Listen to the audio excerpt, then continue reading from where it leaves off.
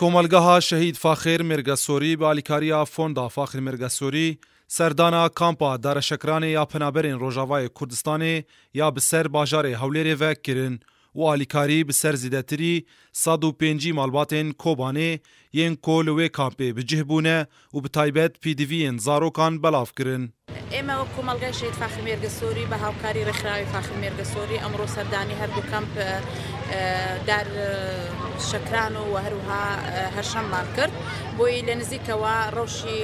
ئەو ئاوارانە ببینین و بۆ ئاوارەکان ببینین. هەر ئەمڕۆ ئێمە وەک دەستەی کارژێڕی کۆمەلگا و هەروەها ئەنجومەنی دایک و باوکان و ژمارێک لە قوتابیان و خوێندکاران هەڵسان بە دابەشکردنی کۆمەک بەسەر ئەو ئاوارانەدا و مەبەستی سەرەکی ئێمەش ئەوە بووەکەوە لە نزیکەوە ڕەوشەکانیان ببینین و کە لە چ بارودۆخێکدانە. ئەو ئالیکاری کۆژی پîدiviyên xwarinê pêk dihat هەروەها ji bo zarokan alîkariyên pîwîst mîna şîr û pîdiviyên din yên jiyanê ji aliyê mamoste û şagirtên wê komelgehê li koçberên Kobanê li wê kampê belav kirin. ئێستا کەش ئەمە هاتینە کەمپی دارەشەکران کە زیاتر لە 150 خێزانی تێدایە کە جۆرا و جۆر کۆمەکەکەمان جۆرا و جۆرە شیری منداڵان و حەفازە و پێداویستی ئافرەتان و جلوبەرگ و خواردن وەکو برنج و زەیت و خوێ و کەلوپەلی منداڵان و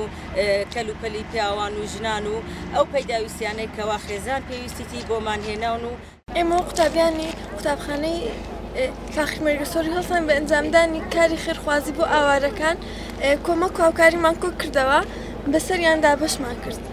پشتی بریارا سەرۆکê Herêma Kurdistanê Mesûd Barzanî bi vekirina dergehê İbrahim Xelîl li pêşiya xelkê Kobanê roj bi roj koçberên bajarê Kobanê li Herêma Kurdistanê bêhtir dibin û li gorî amarên dergehê İbrahim Xelîl niha bêhtir ji 25,000 derbederên bajarê Kobanê li Herêma Kurdistanê ne û li kampan hatine bi cih kirin.